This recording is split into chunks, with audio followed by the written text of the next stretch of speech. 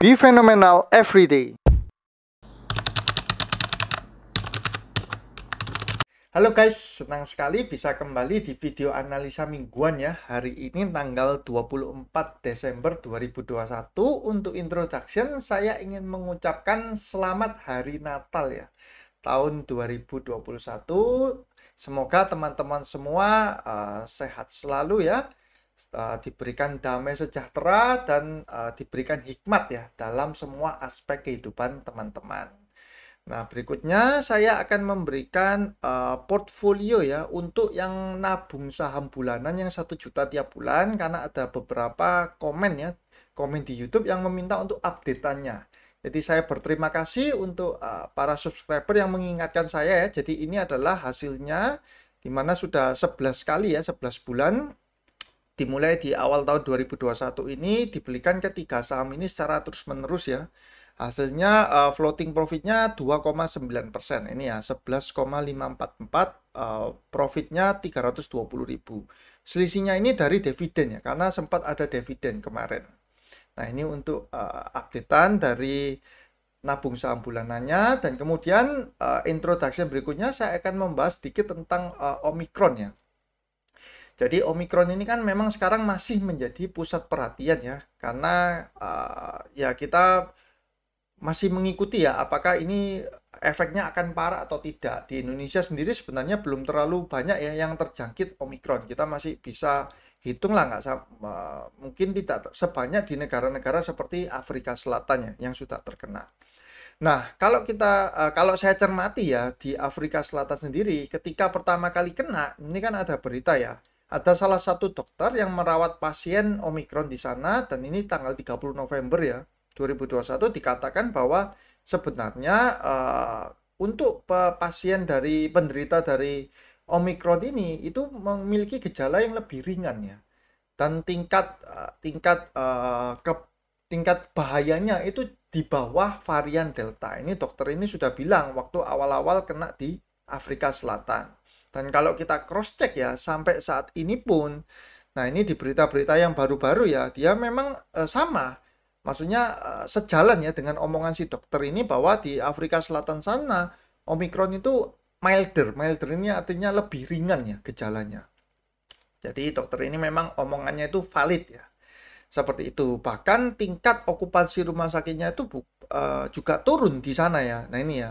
Di 3 hari yang lalu juga ada berita South Africa sees fewer hospitalization, artinya lebih sedikit ya. Bahkan ini ada berita juga 7 hari yang lalu rate-nya itu turun 91%.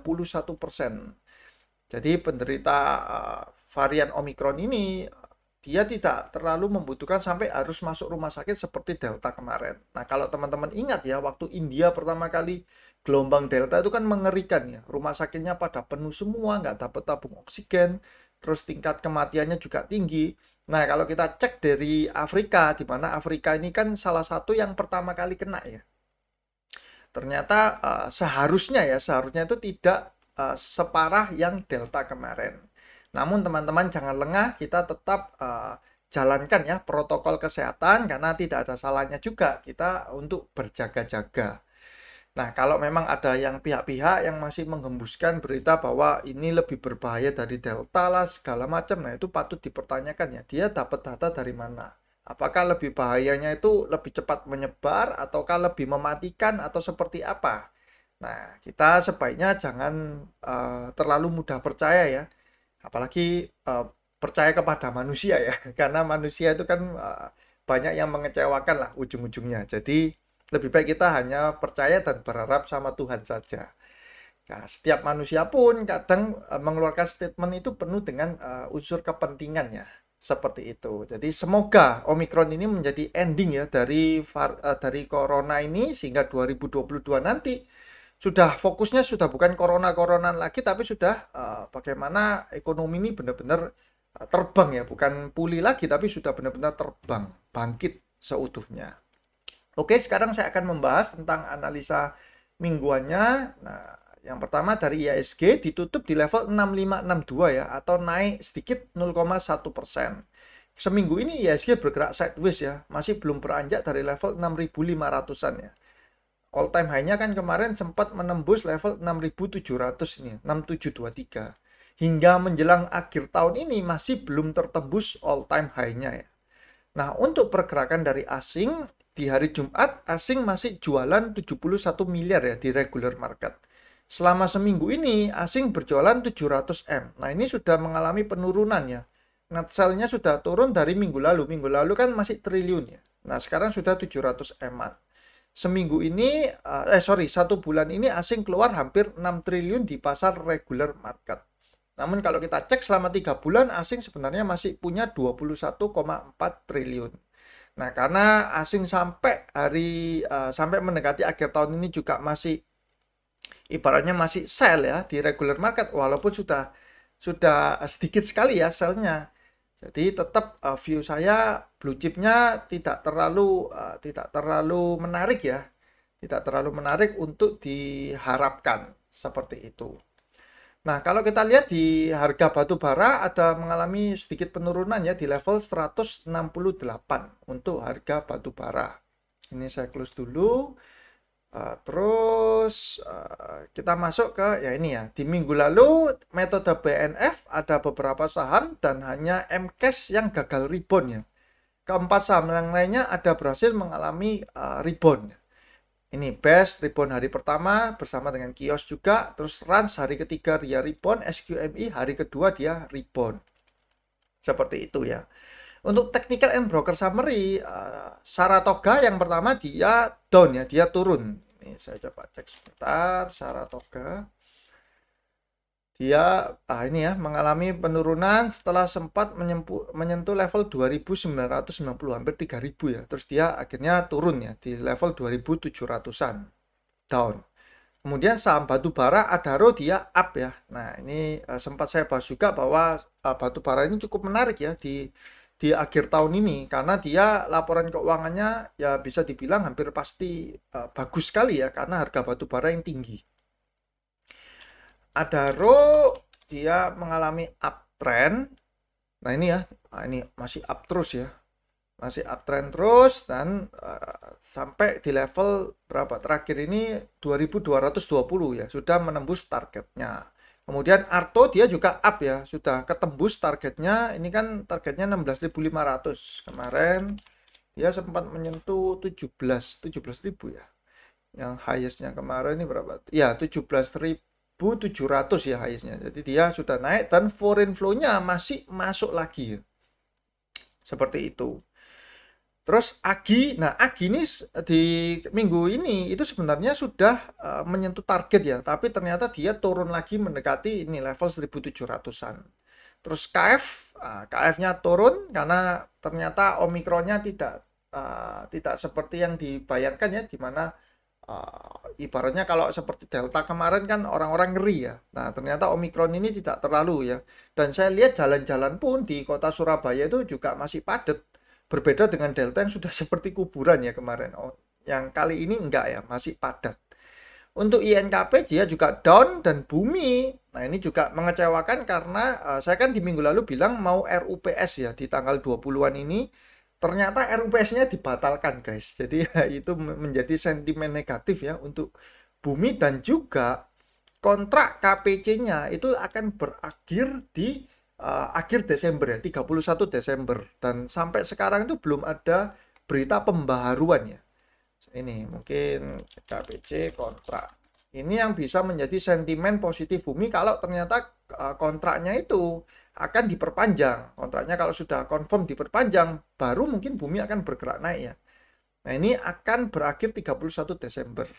Kalau misalkan ini ternyata tidak diperpanjang, wah, berbahaya sekali untuk saham Bumi. Oh ya, sebelumnya saya lupa tadi ya, untuk foreign ya, apa saja saham yang dibeli dan paling banyak dijual oleh asing. Seminggu ini asing paling banyak masuk di Arto ya. Jadi Arto kembali lagi net buy 619 miliar. Ini angka yang besar ya. Terus ada MTech di 166, ada Telkom ya 52M, yang lainnya kecil-kecil ya, 40, 30, 30. Nah, ini kecil-kecil lah. Yang besar adalah di Arto ya. Sedangkan saham yang paling banyak dijual oleh asing adalah BRI, Astra. Nah, Adaro juga masuk ya di sini ya, 190 miliar. BCA. Ini masih banyak blue chipnya di sini ya. BRI, Astra, Adaro, BCA, Unilever, Semen Gresik. Nah, ini kan masih tergolong saham-saham blue chip. Itu masih dilego oleh asing. Hanya Telkom ya. Telkom yang masih asing masih buy ya. Nah, di sini 52M. Oke, bagaimana untuk watchlist di minggu depan? Nah, minggu depan untuk metode BNF ada beberapa saham, ada Cash, Kabak, Kios, Rans, SQMI, dan Kuas ya. Kuas ini sampai 47% ya. Nah, namun dari beberapa pilihan ini ada beberapa yang mirip ya. Kios, Rans, SQMI ini kan sama seperti yang di minggu lalu ya. Terus ada tambahan di Kuas ini. Kuas ini yang thresholdnya cukup tinggi ya, sudah mencapai 47%. Nah, untuk secara technical and broker summary, saya kembali memasukkan saham Adaro di sini karena dia masih uptrend ya. Adaro ya yang tadi dia masih uptrend dengan harga terakhir 2220, ada akumulasi. Akumulasi dari ini ya, PD. Nah, mencurigakan ya, PD yang akumulasi sebanyak 110M ini tanda tanya, ini PD beneran atau PD-PD-an ini. Terus yang jualan adalah AK ya. Nah, yang kedua KI, Cipta Dana, ada MG ya. Semesta ya, MG. 9583 yang jualan KZ dan ZP. Nah, yang berjualan ini adalah asing ya. AK, KZ, ZP, YU ini juga biasa dipakai asing. Ini adalah bandar sampai sekuritas yang biasa dipakai oleh asing.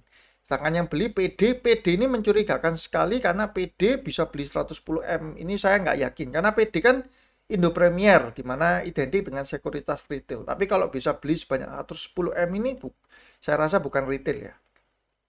Saya pasang target di level 2400. Next ada saham Arto.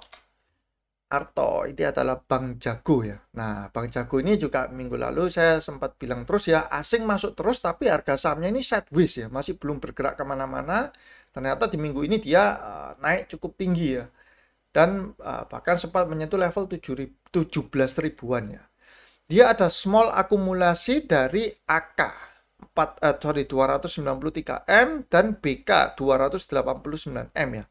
Yang distribusi jelas ya, ini KI Cipta Dana 469M. Nah, ini teman-teman patut perhatikan. Walaupun saya masukkan di watchlist ini, tapi kalau si KI ini ternyata berjualan terus nanti minggu depan, nah ini bisa membuat saham Arto ini akan turun ya. Tapi kalau KI ini tidak berjualan, sedangkan yang foreign-nya ini masih nampung terus ya, nah, masih grafik yang biru ini kan foreign flow. Dia masih naik ke atas, nah ini bisa dia melanjutkan uptrend-nya lagi. Arto saya pasang target di 18.500. Next ada saham Semen Gresik. Nah, Semen Gresik ini barusan merubah manajemennya ya. Jadi dia berganti direktur utama. Dia sudah mengalami penurunan yang signifikan ya, dari level 10.000 ke tembus hingga level 7.000-an ini. Dan di 7.000 ini dia mulai bergerak ada sideways ya. Jadi dia, nah kalau ada saham yang pergerakannya seperti ini, nah, biasanya ada kemungkinan untuk dia mulai mantul ya, karena dia sudah tertahan lah laju penurunannya. Nah, coba kita lihat bagaimana pergerakannya di minggu depan ya. Sekuritasnya ada big distribution ya, dari BK, JP Morgan, RX, Macquarie, CS. Nah, ini asing semua, makanya foreign flow-nya ini asingnya keluar terus ya. Garis biru ini kan asing. Nah, foreign-nya keluar semua, yang membeli YU, NI, PD. 13, 10, 10 yang jualan 31, 25. Tentu masih besar yang jualan ya. Makanya keluarnya big distribusi. Dengan tetap saya pasang di watchlist mingguan, ada big distribusi masih tergolong downtrend masih ya. Dengan target saya pasang di 75.50. Next ada saham MTEK. MTEK ini yang masuk dalam top akumulasi asing seminggu kemarin ya. Nah, ini garis foreign flow-nya dia terbang naik ya, banyak ya. MTEK sedang mengalami fase ini uptrend ya, uptrend. Harga terakhir 2260, ada big akumulasi dari AK. AK ini UBS 125M, ini sekuritas asing. BK 15M, BK nggak terlalu dihitung lah ya, cuman sedikit. Yang jualan KZ 71M, jadi AK-nya ini yang mendominasi. Teman-teman bisa lihat pergerakan dari AK dan KZ ya, sebagai broker top seller dan top buyer-nya untuk minggu depan di MTEK. Target saya pasang di level 2400-an ya. Dan next ada saham BGTG. BGTG Bank Ganesha ya, Bank Ganesha. Nah, ini dia kan sempat naik terus mengalami penurunan-penurunan dan ini dia ada melakukan perlawanan di hari Jumat kemarin. Dia secara broker summary netral ya, ada yang buy dan sell-nya berimbang. Ini yang beli YB, Jasa Utama dan MG ya, 24, 23, yang jualan AK dan ZP. AK 31, ZP 12,2 M. Ini masih downtrend ya. Terus broker one week-nya netral, targetnya saya pasang di 310. Nah, BGTG ini kan termasuk salah satu bank mini ya. BGTG ini kalau saya cek, nah di sini teman-teman dia punya equity itu 1,1 triliun ya, sedangkan ada aturan juga kan untuk perbankan itu, ini teman-teman bisa koreksi saya ya kalau saya salah, itu modal intinya di akhir tahun ini itu harus 2 triliun ya. Nah, kita lihat bagaimana cara nanti BGTG ini untuk menaikkan modal inti supaya bisa memenuhi aturan dari OJK mungkin ya itu ya. Seperti itu. Dan next ada saham Waskita. Nah, WSKT ini sempat saya buatkan videonya ya, video yang membahas tentang right issue dari Waskita, saya compare dengan right issue dari Nobu ya. Waskita di sini harga closing terakhir itu ada di level 765 ya, naik 3,38% di hari come date. Nah, ini kan dia mau right issue ya, 1:1,4-an kurang lebih ya. Nah, secara broker summary ada big distribution dari KZ 15,7 M, yang beli XA 7,8 M. Nah, untuk Waskita dia kan melakukan right issue. Mengapa kok saya tulis di 680? Karena sesudah right issue itu kita harus tahu harga teoritisnya. Ini menurut perhitungan saya, kan rasionya itu kan 1 miliar saham lama akan mendapatkan 1,4 M saham baru ya, dengan harga tebus 620-an. Nah, come date-nya, closing-nya kan di level 765 ya. Jadi otomatis harga teoritisnya ya ini saya kalikan ini, muncul hasilnya ini, kemudian ini saya kalikan ini, munculnya ini. Nah, saya tambah, terus saya bagikan dengan ini ditambah ini ya. Keluar angka teoritisnya itu adalah 679 ya. Kalau digenapkan ya 680 lah. Jadi kemungkinan ya nanti Senin keluarnya angkanya di level 680 untuk saham Waskita ya, untuk induknya. Seperti itu. Nah, saya pasang targetnya ada di level 700 ya untuk saham Waskita. Dan terakhir ada saham Baca ya, BACA. Nah, BACA ini saya lihat itu foreign-nya itu masuk terus ya. Kita bisa melihat ya, dari sini dia bergerak naik terus, tapi sahamnya belum mengalami peningkatan ya, masih sideways ya. Dan di hari Jumat ini ada mulai ada momentum lah ya, sontekan naik. Makanya saya masukkan dengan risk reward yang harusnya menarik ya, karena kita bisa membatasi ya. Resikonya kalau jebol di level 260 ke bawah ini ya, mungkin minus 3%, tapi kalau dia naik bisa levelnya sampai 310-an. Menembus resistennya. Secara broker summary ada normal akumulasi dari GR, CC. Ini memang volumenya sedikit ya, cuman satu minggu transaksinya cuman 1,9 M, 1,8. Yang jualan juga HP ini Henan Putirai, CP Valburi ya, 1,2 dan 1,1 M. Jadi tidak terlalu besar. Nah, kalau seperti ini teman-teman, kalau masuk jangan terlalu banyak ya, karena bisa akan kedeteksi lah ya, seperti itu dengan volume transaksi yang kecil ya. Nah, ini adalah watchlist ya untuk minggu depan. Semoga dapat bermanfaat untuk teman-teman semuanya. Saya doakan juga semoga teman-teman sehat selalu, semakin sukses dan semakin profit selalu. Terima kasih untuk teman-teman semua yang setia ya menonton video-video saya. Oke, see you guys.